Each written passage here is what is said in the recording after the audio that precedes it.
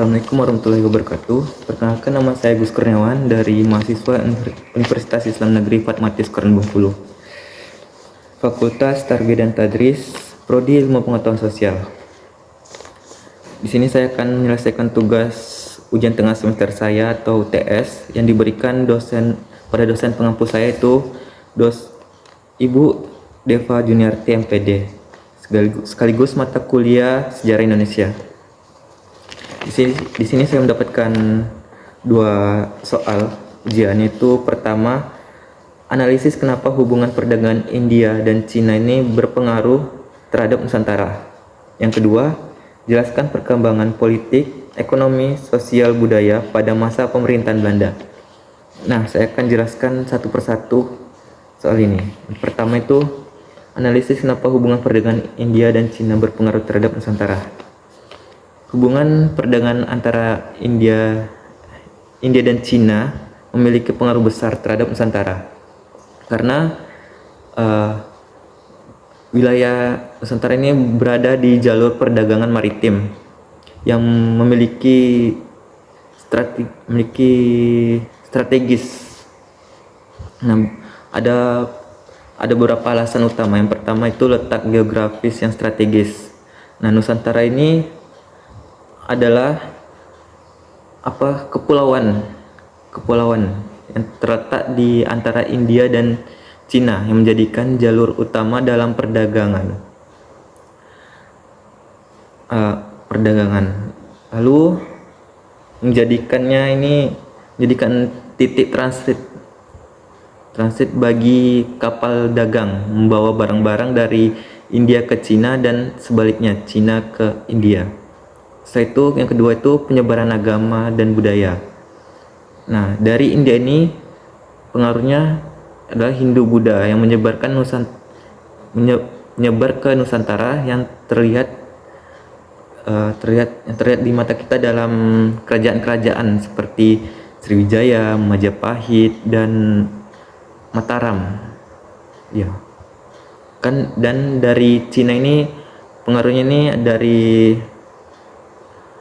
pengaruh itu adalah budaya Tiongkok yang masuk, terutama melalui migrasi dan perdagangan. Selanjutnya yang ketiga itu adalah ekonomi dan perdagangan rempah-rempah.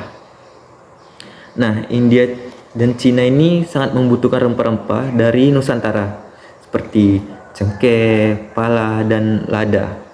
Para pedagang kedua negara ini menjalani hubungan dengan penguasaan setempat yang mendorong perkembangan pelabuhan perdagangan seperti Sriwijaya dan Malaka ini. Setelah itu adalah teknologi. Interaksi dengan pedagang India dan Cina ini membawa kemajuan dalam teknologi, pembuatan kapal, dan navigasi. Nusantara ini belajar juga dari teknik pembuatan kapal India dan penggunaan kompas dari Cina yang meningkatkan kemampuan pelayaran yang seperti kita ketahui sekarang. Selanjutnya itu pembuatan jaringan dagang internasional. Jadi hubungan antara India Cina ini menjadi Nusantara bagi jaringan perdagangan atau jalur sutra maritim yang menghubungkan Asia. Nah, seperti Asia Timur Tengah dan Eropa. Hal ini membuat Nusantara ini menjadi pusat perdagangan global dari zaman kuno.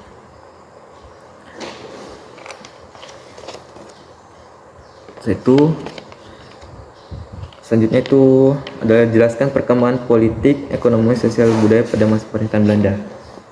Nah, pada masa pemerintahan Belanda itu di Nusantara itu ada namanya itu FOC. Nah, perkembangan di bidang politik, ekonomi, sosial, budaya itu mengalami perubahan besar. Yang pertama itu politik. Nah, FOC itu adalah Belanda pertama kali datang sebagai pedagang melalui itu FOC. Mereka itu mendirikan kantor dagang dan merebut wilayah strategis seperti Batavia. Nah, menjadikan kolonialisme Hindu Belanda. Kolonialisme Hindu Belanda yang sorry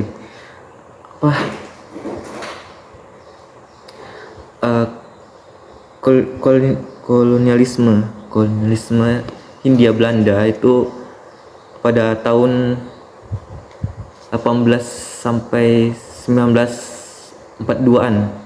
Setelah FOC bangkrut, nah pemerintahan ini langsung diambil alih oleh pemerintahan Belanda. Nah, mereka ini menerapkan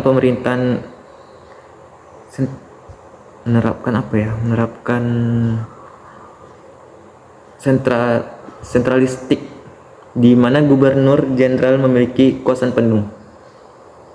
Nah, setelah itu ekonomi ini ada tanam paksa. Itu pada tahun 1830 sampai 1870. Nah, sistem ini mewajibkan rakyat ini menanam komoditas ekspor seperti kopi, teh, dan tebu untuk Belanda. Nah, sistem ini menimbulkan penderitaan rakyat yang akibatnya pajaknya tinggi dan kerja paksa. Lalu sistem ekonomi ini setelah itu tanam paksa itu dihapus.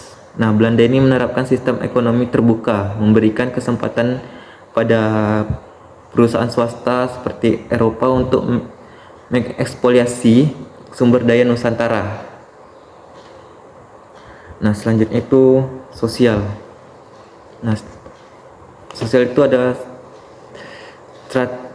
stratifikasi sosial. Nah, Belanda ini menerapkan sistem kasta sosial seperti Eropa, Belanda dan bangsa Eropa lainnya itu di posisi tinggi, sedangkan di posisi bawahnya itu dengan sedikitnya akses pendidikan dan jabatan tinggi. Nah, lanjut itu setelah itu Tiongkok dan India ini sebagai perdagangan menengah. Jadi Eropa atas, jadi yang pribumi di bawah, Tiongkok ini di tengah. Lalu apa lagi nih? Budaya. Nah, saya itu budaya itu pendidikan barat. Nah, Belanda ini mendirikan sekolah untuk kaum elit dan kaum elit pribumi. Tetapi rakyat itu bisa sulit untuk mendapatkan pendidikan karena adanya perubahan bahasa dan sastra, seperti bahasa Melayu menjadi lingua Prancis. Tapi Belanda ini menerapkan bahasa mereka untuk administrasi dan pendidikan tinggi. Nah, karena itu mengakibatkan ketidakadilan muncul, seperti organisasi seperti Budi Utomo pada tahun 1908